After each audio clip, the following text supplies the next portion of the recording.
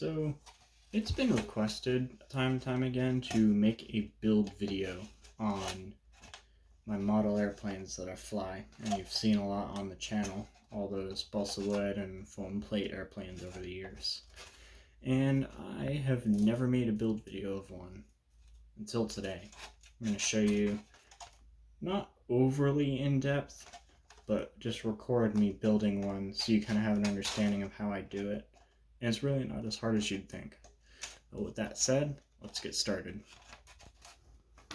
First off, use foam plates. This is what I'm going to be using for the wings this time. Walmart, just about any place sells them. Easy to work with, it's cheap, and it's just like foam board. It's even waterproof. You'll need that. You'll need something to cut with, either a pair of scissors or a razor knife. Some balsa wood, or even a plastic straw if you prefer, for the fuselage. You'll need a small supercapacitor. This one's 2.7 volts, 5 farads. And you will need a small electric motor and a propeller. But you'll also need a glue gun, a hot glue gun. These are good for projects like this, as super glue can dissolve the foam. And we're going to need a soldering iron to connect the wires on the capacitor to the motor. Also some solder flux. But first off, we're going to go ahead and cut the plate. Just get the sort of rim out of the way, where we're just left with a big piece that is perfectly flat. I'm just kind of aggressive with this step. It doesn't really matter. And you want it like this. Just flat, the flat part of the plate, center where the food would normally go. And this right here is the reason why there have never been plans to any of my builds. Every time I do this, it is completely random. I just take this flat slab and start cutting with a pair of scissors. Not sure how this one's going to be. We're just going to find out when we do it. Just start cutting and make a shape of wing that you want. Whatever you desire. Just cut it like this. Doesn't have to be perfect, as you're going to trim it anyway. And just get that last bit off.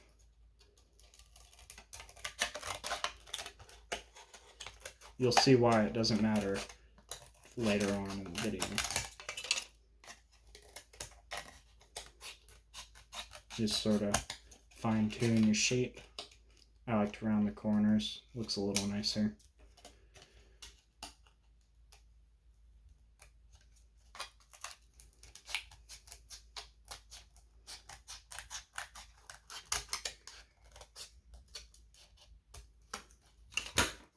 Then you have a wing.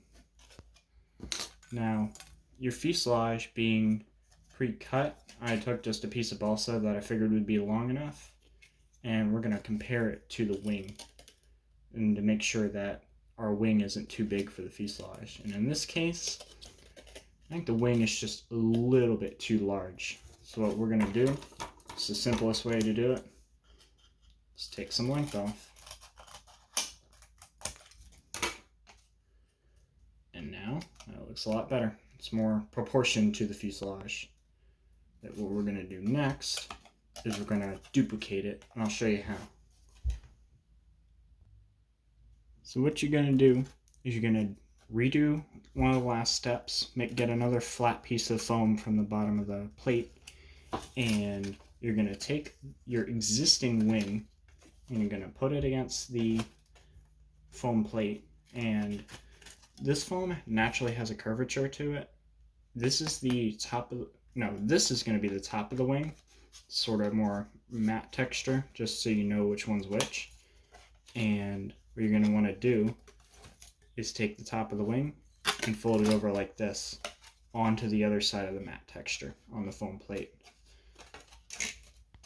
And then what you're going to do, you're going to make sure they're held together firmly, and you're going to cut it out like a stencil. You're going to essentially be duplicating the wing one-to-one, and you'll have a full set that you can glue together. I'll go ahead and get this cut out, and I'll show you the finished result. And once you've gotten it all cut out, voila, you have two identical wings that you can put together. And there you go. There's the main wing of the airplane done. Now, go ahead and move on to the next step. What I like to do when building these, as the parts accumulate, just put them in a little pile out of the way, and we'll get to that pile once we're all done building the parts. One thing I failed to mention is these wings do not contain any type of aerofoil. It is just a perfectly flat piece of foam, and on larger airplanes they have an aerofoil to create better lift, but on smaller planes like this, my excuse for not doing so is it's just plain good enough for a small free flight plane. I've never had to do it, and it doesn't need it. They seem to fly just fine with a normal flat piece of foam for a wing. So the next step, we're going to be making our horizontal stabilizer. And to do that, I'm going to take a flat piece of foam, just some of the scraps left over from building the wings, and I'm going to take my razor knife and I'm going to extend it all the way out and put it as close as I really, just by eye, as close as I can get to the center. And I'm going to push down gently, and we're going to fold it like a piece of paper straight down the middle like this. And by pressing it in the way I did, makes it kind of a fold line. Now we have this, just a folded piece of foam, and we'll take our pair of scissors and we're going to do the exact same thing that we did with those wings, except we'll only have to do this step once. Start cutting like that.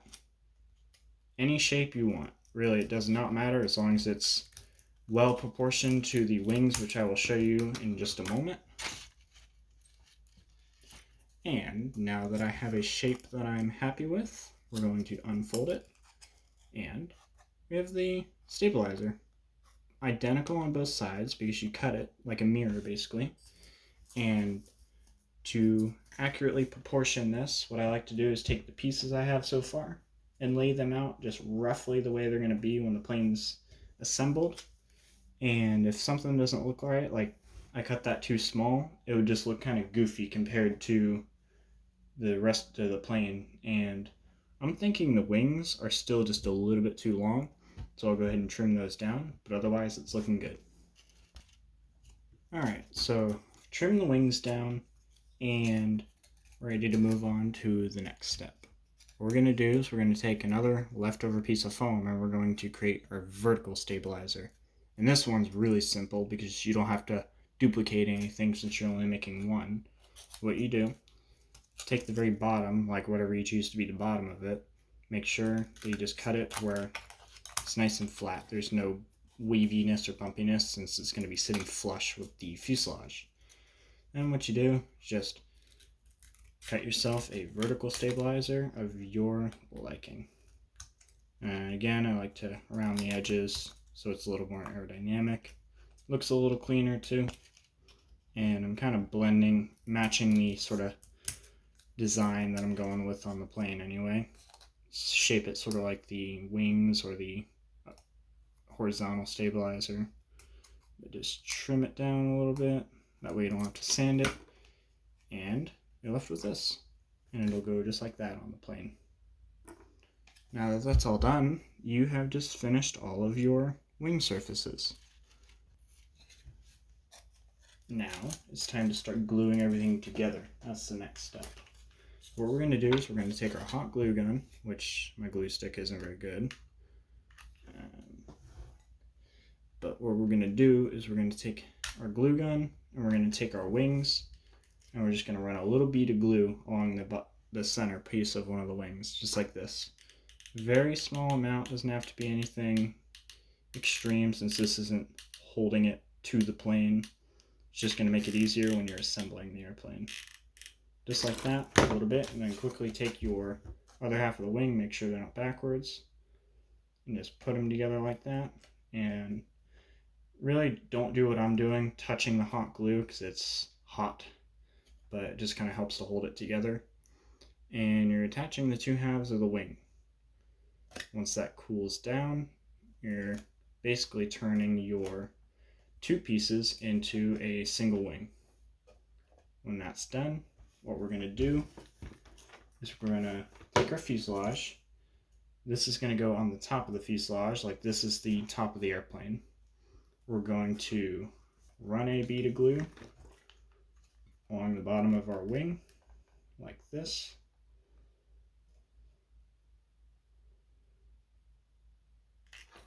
And it's going to get soft again, so you got to be kind of quick. Just set your fuselage on there. It might help to do this to set your airplane on the table. I'm not a huge fan of working with foam anymore because my hot glue gun starts to melt it, but if you're careful, you can get it done. And we're just going to leave it like that for a little bit until it starts to harden. And I want to make sure it's centered. That way there's no unevenness when we go to fly it. It'll fly nice and straight. And it's looking pretty good like that. Now we're going to gently lift it up, and it was kind of sticking to the table. That's okay. And I want to look at it from the top and make sure that the wings are centered on the fuselage. Basically line up the center line where they join to the center of the fuselage. That way it will look decent and it will fly decent. Once that's set and cured, you should be able to kind of twist it around. No flexing on the wings, a little bit just because of how the foam is, but overall it should be firmly attached to the fuselage. And it's starting to look like an airplane now. Next step is we're going to take our horizontal stabilizer that we made, and as you can see there is a small crease in the center of it. That's going to help us align it with the fuselage. So again, we're going to take our hot glue, run a little bead across the very bottom, as centered as possible, go along the crease. Once we do that, we're going to go ahead and stick it on the back of our airplane. Now this one will take a little less time as we're dealing with less glue, but what we still want to do is make sure it's lined up with the fuselage. And it's already starting to set. We'll set it down upside down like this, keep a little bit of pressure on it, and wait like 30 seconds to let it cool down. Now for our next step, we're going to be taking our electric motor and our propeller, and if your propeller was slid onto the motor shaft, go ahead and remove it and set it aside, as when we're soldering the wires to the supercapacitor, you want to make sure not to melt your propeller, which I've done in the past. So another thing is we're not attaching our stabilizer yet because we need to have the airplane upside down. I don't have a little stand, a fancy thing where you put the things that you're soldering on to kind of hold them in place. So instead we're going to be using the airplane to do that.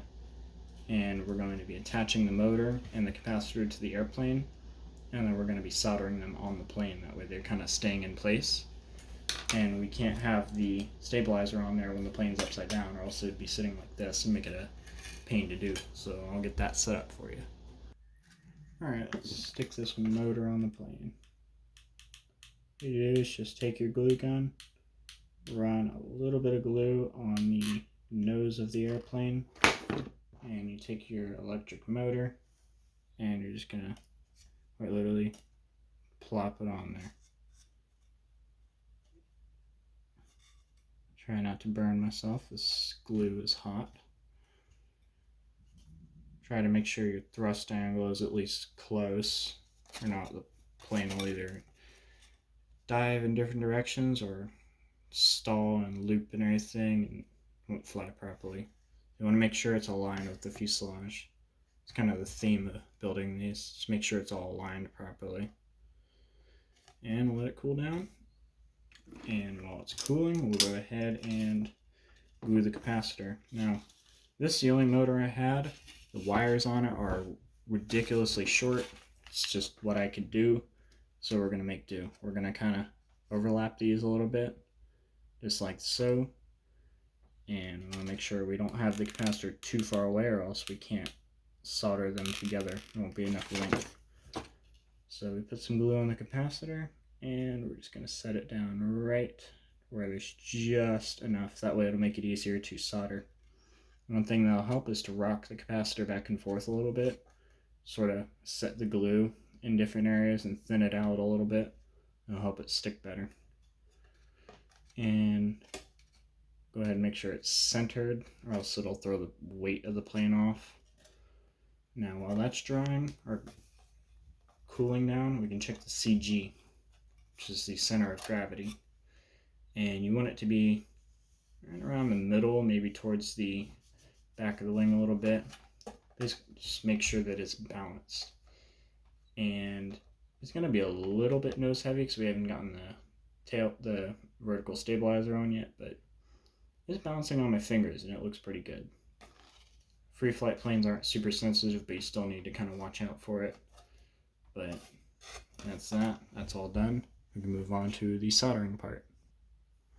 Alright, let's get these soldered. I have a pair of tweezers to kind of help me pick these wires up and get them resting on the terminals for the supercapacitor. And we'll take our soldering iron, put a little bit of a flux on there, metal, whatever it's called, and we'll start with one of these terminals. Hopefully this should go by relatively quick. I'm not really a pro solderer, but I can get this to work.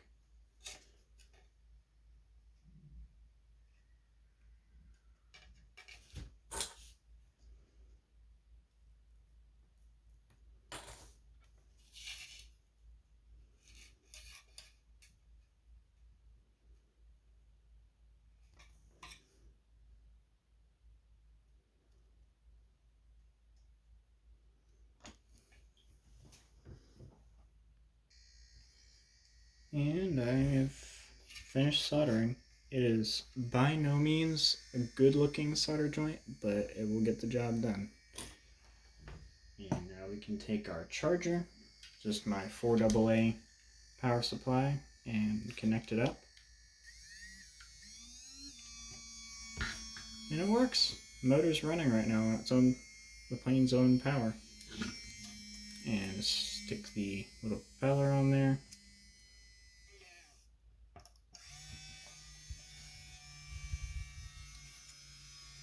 Starting to come together now. The last step will be to attach that little vertical stabilizer and we'll be good to go. And that's as simple as pull this propeller off. I don't want it rattling against the table. What we'll do, take our stabilizer, run a thin bead of glue along the bottom part of it. Not too much, as it will melt the foam very easily, and it doesn't take much because it's a lightweight plane.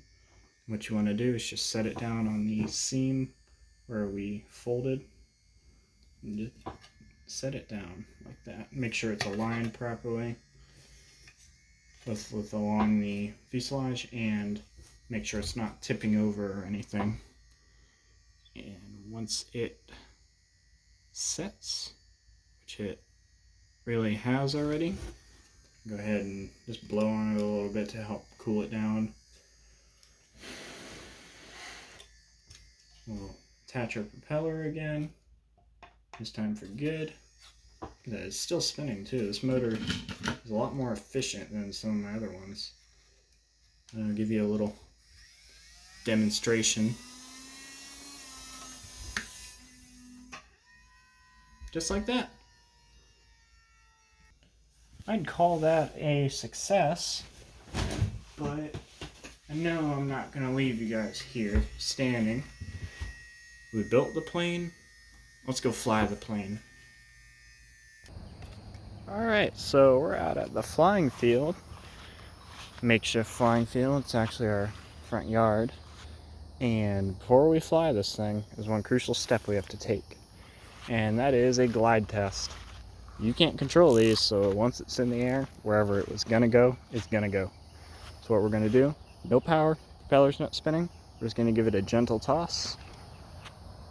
See if the plane glides, which, that's it right there. That's all I need to see. It glides good. I might trim it a little bit to go in a circle. So it's a very gusty, windy day, not ideal conditions for a plane this small. but we're going to give it a try anyway.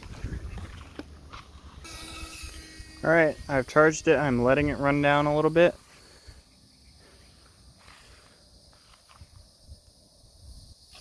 A little too tight of a circle.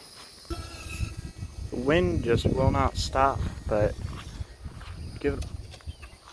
did not go well. Give it one more try. I say one more, but there'll be plenty more. It's doing a little better. It's just way too windy for this little plane.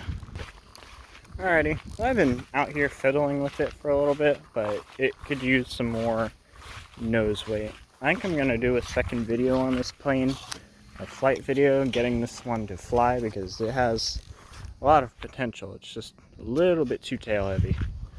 But thank you for watching. I'll see you in the next one.